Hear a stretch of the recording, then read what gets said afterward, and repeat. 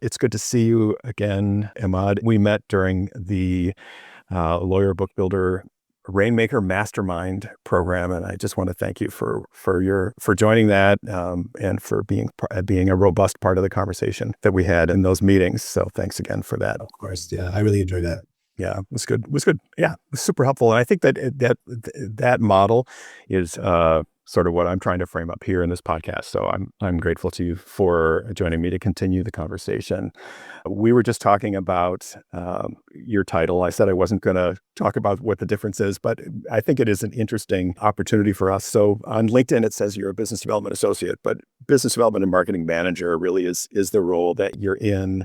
What's in a name? Like, does having associate in your title help you relate more to the attorneys? Yeah, no, I think it does. I think with attorneys, it also depends on, the firm. Some firms have a full-on, team with multiple BD managers. Some smaller firms, mid-sized firms just have, one or two folks. So, in those firms where attorneys don't really know, what does the marketing and BD team do exactly? So having associate in the title, like, oh, okay, so, what is that? Do you actually bill your time? So you have those conversations, with the attorney. And, so much of that is really, getting the buy-in from the attorneys. The attorneys have gone to law school, to focus on their caseload, to focus on the clients. And in that, they really forget to focus on themselves. How do they really market themselves, their expertise? And that's something where I love to step in and put myself in their shoes and have those conversations. And I saw also on LinkedIn, this didn't come up when we were talking through the mastermind program, but you're a certified coach as well. So does that help in sort of crossing the bridge to coming together with the people that you're helping? Yeah, absolutely. I think when you build yourself up and trying to get credentialed as much as possible in the field that you're doing, and when the attorneys see that, yeah, you've done courses where now you're a certified coach, or I've gone to business school, got my master's degree, they kind of listen to you more. I think that does go a long way. So the more that you can build yourself up, puts you in a better position when you have those conversations with the attorneys. Is it required in your mind? What does a person who doesn't have those aspirations do to better relate to the people that they're trying to help? No, not at all. I don't think it's required. I think for me, it was a personal choice, to kind of learn as much as I can from both ends of the spectrum. So meaning, I made a decision early on that I want to stay in the legal field. I actually started off as a paralegal back in the day, and then from there, I had, just getting the interest and planting the seed of, how does this all come together? How does a law firm work, on the back end? What does that look like? And I always had a mind for business and the corporate field, but I dedicated myself to the legal profession. So when I got my MBA, I always knew I was going to stay within legal and the legal field. So kind of making the switch over from doing the casework, actually billing my time early on to now, now I'm kind of on the back end, so to speak, where managing the firm, the bottom line of the firm, how to grow the firm, grow a book of business with the attorneys, kind of came hand in hand, So I decided to build myself up. I don't say it's necessarily required. I mean, we have people from marketing who come from different fields, The legal field is unique. So you kind of have to know and get a sense of the lay of the land of kind of, the way it works, how attorneys think, how attorneys function. And that comes with time and practice. I think experience does go a long way, but you can also learn that along the way. And it's just, with attorneys, you have to have thick skin. They operate a certain way, they communicate a certain way. So if you're starting off and you're interested in marketing and business development within legal, if you have the time to take extra coursework and build yourself up, that's great. But just maintain your focus and have that thick skin. Not everything's going to go peachy. There's going to be days where it's going to feel tough. You're coming against deadlines and the attorneys are stressed too from their casework. And that might trickle down to you. but you can't let that get in your way. So I'm always a big proponent of an individual building themselves up as much as possible. So I made that personal choice. And building themselves up can come in a variety of ways. Attorneys can be, tough customers. But they're also, I mean, I think that most folks in this field learn or should know that it's not personal. Yep. You know, it can feel personal. And I'm not saying that there is no lawyer out there that doesn't make it personal, but that's on them.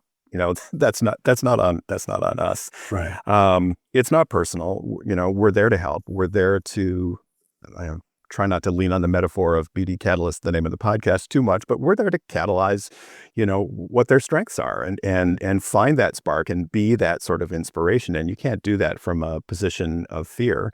And so whether it's getting more letters after your name to sort of match the JD in the room, that's great. If it's and this hit me when you were talking earlier too, being curious is a great way to make inroads with someone that you're trying to help. And it's a good model for the lawyers as they're being curious in their role as business developers, asking questions of the folks that they're trying to help with their legal issues.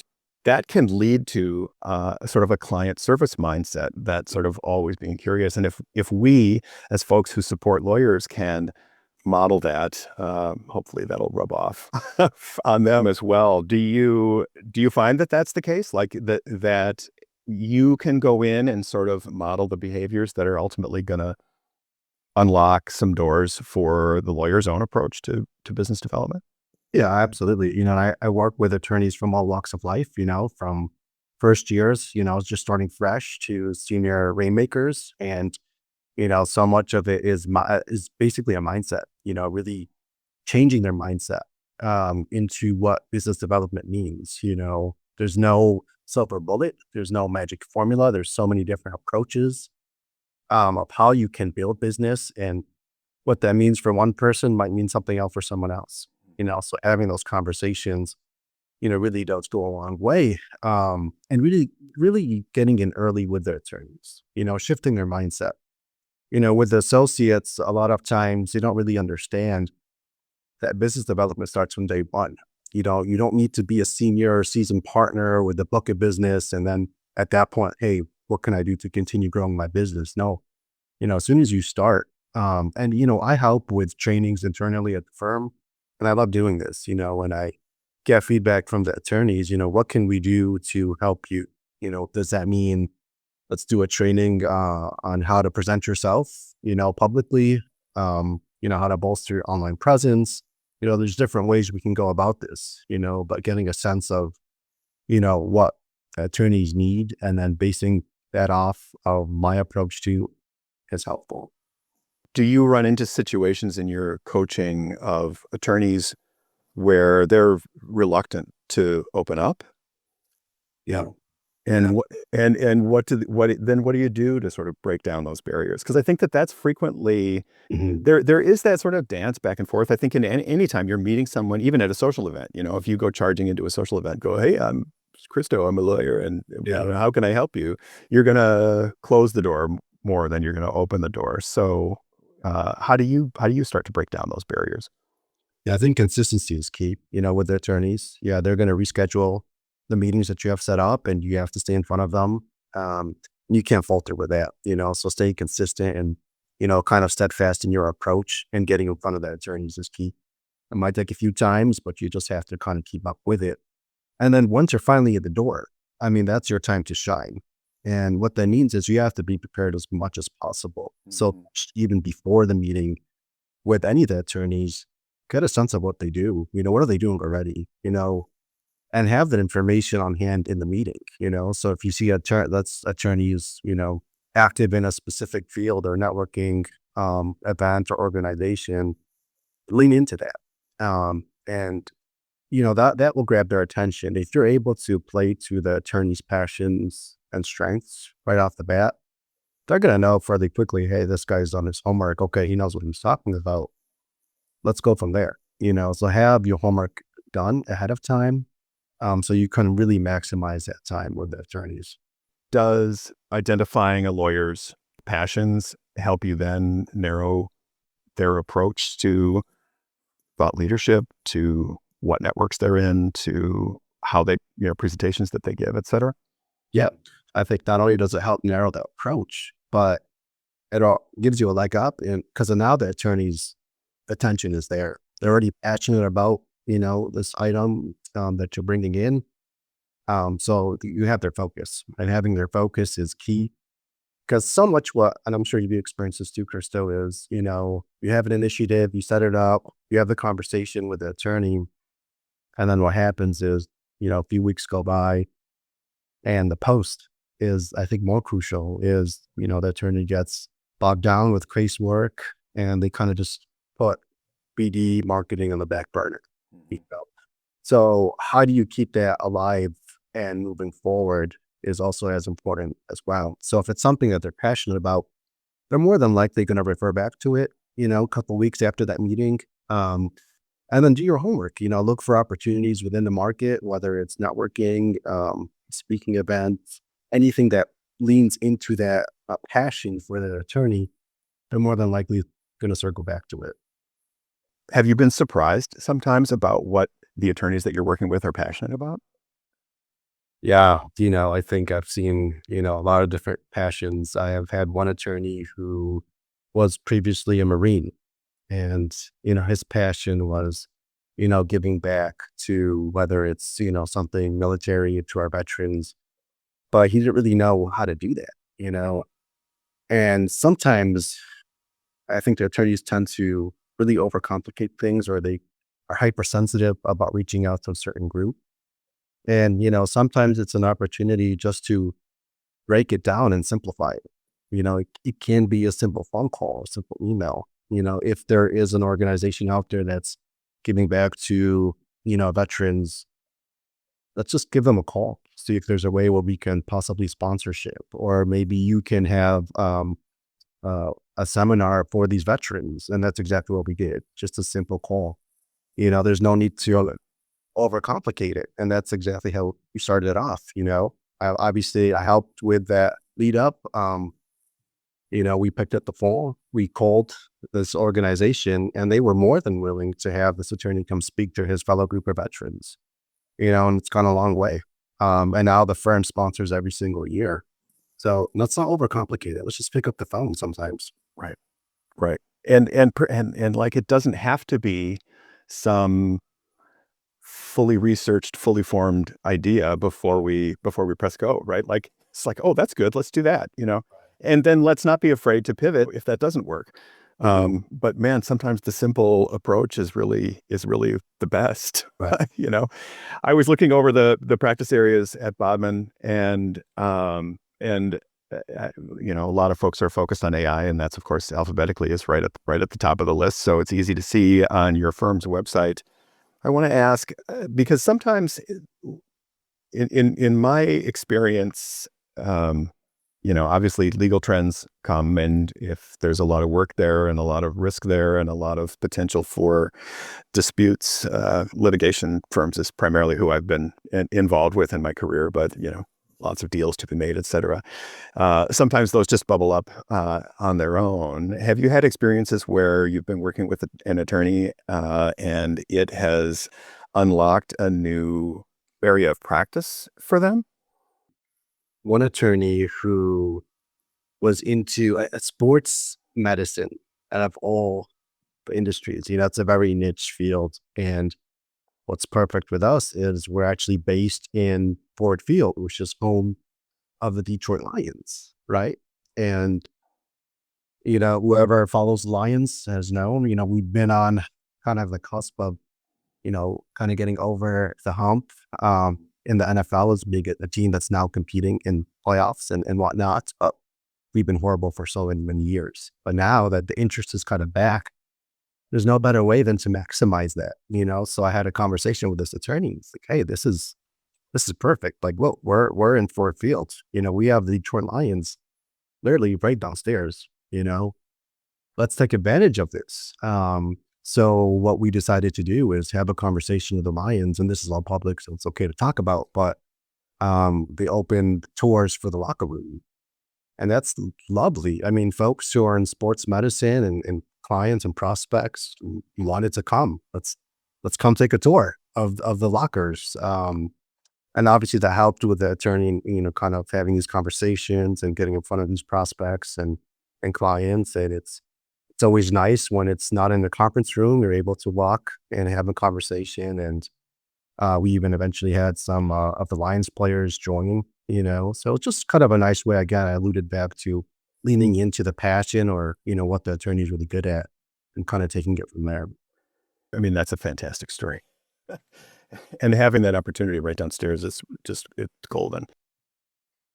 It's common, I think, for people in our profession who are supporting lawyers whose job it is to have answers, Mhm. right?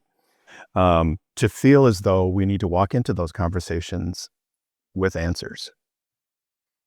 I think it's better for us to have questions. Right. So how do you, in your coaching and work with lawyers in the marketing area as well, how do you pursue that? Like we were talking about before we started our conversation here, talking about interviewing and journalism. So how do you think like a journalist, instead of assuming that you're going to have to go in and provide all these answers? How do you Yeah. think of the questions? How do you get them to open up? Yeah. Some of my best meetings with attorneys is when I talk less, and I listen more. And for those folks who work with attorneys, know that attorneys, a lot of them by default, already love to talk and talk about themselves even more. So let's play into that. And like a journalist, you want to go in with just a couple questions. You don't want to overwhelm, the attorney, but if you just have a couple starting points, and just get a sense of what they're doing. Like, what are you already doing? What's working for you? What's not working for you? What are you passionate about? Those are kind of my go-to questions. Very simple, but it just opens the door for conversation from the attorneys. And then from there, you just organically continue the conversation. You know, if they, attorneys are already, in their daily work with depositions and answering emails and answering clients, they want to change it up a bit. So it's a breath of fresh air, if they're talking about something that they already enjoy, or they're passionate about, and then you build off that. You really want to work with a coalition of the willing. Yep. Sometimes we don't have the luxury, right? And so we have to make people into willing participants. And right, what you shared there is a great way to just remove that barrier. I think that there are lots of barriers that lawyers, and for good reason, put up because they need to maintain this extraordinary focus on the work and serving the clients, because no matter what's at stake, it's high stakes relationship stuff. And so that's a pressuresome place to be. And so we have so many opportunities to help them understand that we get them and we're here to help. Yeah.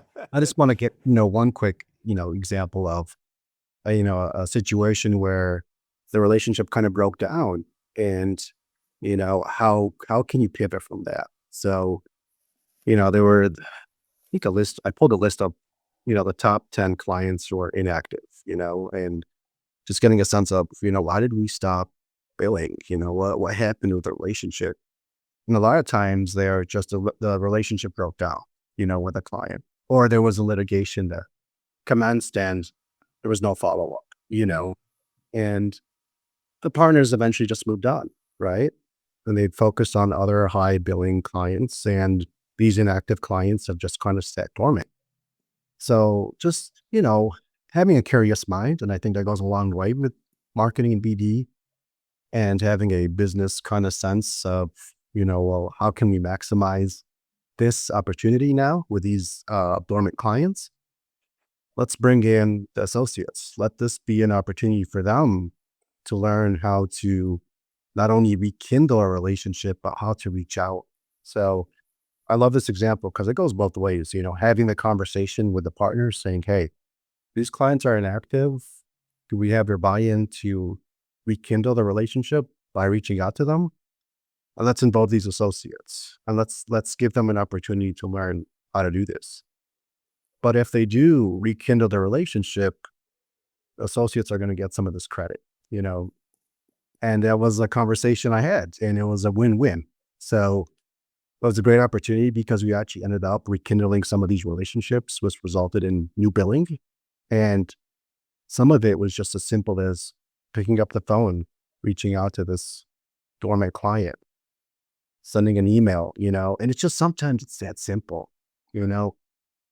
I haven't talked to this client for years. I don't know if I want to rock the boat. These clients loved it. Hey, you know, I actually haven't heard from Bodmin in over a few years. I was meaning to reach out. I've been looking at, you know, the Bodmin alerts online. I'm glad you reached out. I have this problem going on right now. What can we do? You know, and sometimes that's all it takes. But obviously, you know, it does take some legwork from the BD marketing professional to, you know, kind of push that ball forward. But I love that story because involving, you know, associates who are brand new, senior level partners, the firm's happy because, you know, now we're generating revenue again from a dormant client. And then the simplicity of it, you know, sometimes just picking up the phone or sending the email Right. can go a long way. You've turned that data, which we marketing and business development people are all about. We love that data. You've turned that data into an opportunity to deepen the culture of business development within your firm by getting associates involved, by talking more about business development, all the things that we talked about in the Rainmaker Mastermind and that are part of the curriculum of the Lawyer Book Builder program, and just they make sense. You know, it is not.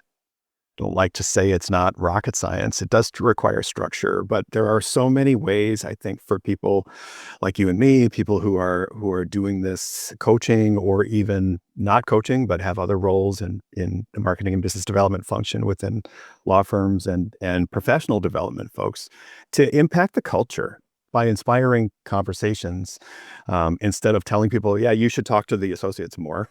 You know, you instead you're setting the table for them, you Right. know, and that is some great work to do. So, yeah, we love data. So how can we turn data into action? That's a great example.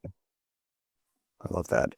Um, so before we started recording, I asked you if you had a response for the last question, and then I forgot to ask you if it's a quote or if it's advice for folks that are wanting to be on the move in their role in a Yeah. marketing business development team inside a law firm. Yeah. I mean, I think, you know, just a quick quote that I love always referring back to is I've never seen a storm that hasn't passed, you know, so you're going to have days that it's going to feel like a hurricane and everything's going wrong, but no, that's going to pass, you know, and as long as you kind of keep your head above water and continue to do what you do, it's going to be a new day and everything's going to go fine, you know, just don't let kind of the hard days get to you. And I think that's key, especially within legal. You know, we know the deadlines, we know the stress, we know the culture, the long nights, the weekends, you know, that you're working. If something goes wrong, it's not the end of the world, you know, especially for those who are just starting out in the field. Don't let that get to you. You know, have that thick skin. You're going to be fine and just, you know, continue to move on, keep your head up. And then there's so many opportunities, like we alluded to, you know, how I kind of took the extra step to build myself up and get extra credentials. There's organizations out there that have conferences, workshops, you know, David Freeman and yourself, you know, or we talked about the mastermind program. I mean, there's so many other great opportunities where you can take advantage of. You know, you don't necessarily have to go to grad school to kind of excel. Take advantage of those programs out there. You know, build yourself up. That's going to serve you and your firm in the long run. Yeah, I thanks for that. Yeah, I agree, and I think that you know, it's easy to feel like an imposter sometimes, and just I think the best advice is, you know, just know that you're not. You know, you have this job. You're in a spot where you have an incredible opportunity to help make change that you haven't even thought of yet. just by, like your example was great, taking that data, turning it into an opportunity to build up the culture of business development in a firm. There are so many, just like the lawyers, there are so many ways to achieve success and feel successful. And that's motivating for folks. And it can be very small things, like you said, picking up the phone. It can be big things too, that you spend a lot of time building initiatives that go forward. So it's all great advice. I appreciate you, and I appreciate the time that we've spent talking about this. We're both clearly lifers in this industry and in this field, and it's nice to talk to people who are passionate about that. So we talked about the Lions. How are we feeling about the Tigers? Yeah, the Tigers are through an injury bug right now. I think we have like multiple, starters out. Tarek Skubal is gonna have surgery. He's our, the man there. So it's not looking too good. So we'll see how that kind of plays out. However, the Pistons, Detroit Pistons, There we go. they are in the second round after being down 3-1 to the 8th seed Orlando Magic. So anyone from Florida, please, I love Florida. I'm there almost every couple of years. I go to Disneyland. So nothing against the Magic. They played a great series, but the Pistons ended up coming back to beat them, and now we're in the second round. So Amazing. see what happens, but it's looking good. Yep. Stay focused on the optimism and send good vibes, and I hope it all goes well. Thanks again. I really appreciate this, and looking forward to keeping in touch. I worked at a law firm where we spent some time in Detroit, and such great food, such a great town, so fun. So I'm overdue for a visit. So I'll look you up the next time I'm in town. Likewise, yeah, please do. Yeah, it'll be fun. All right, thanks so much. Bye-bye. The BD Catalyst, a podcast for law firm business development and marketing changemakers, is brought to you by Lawyer Book Builder and BDBuddy.ai, technology designed to help law firms create an exceptional culture of business development. Our host is Kristo Sween, and our editor is Melanie Cristostomo. The BD Catalyst is a production of the David Freeman Consulting Group. Learn more at davidfreemanconsulting.com.